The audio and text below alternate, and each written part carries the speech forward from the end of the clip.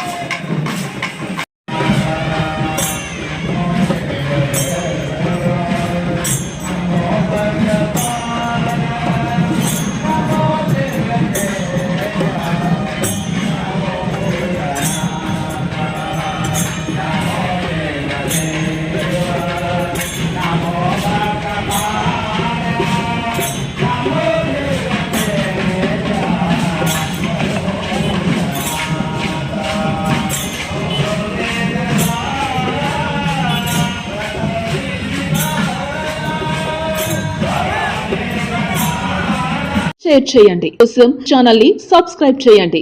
అలాగే ఇక్కడ ఉండే ఈ గంట సింబల్ ని క్లిక్ చేయండి. మేము అప్డేట్ చేసే ప్రతి వీడియో నోటిఫికేషన్స్ మీకు వచ్చేస్తాయి.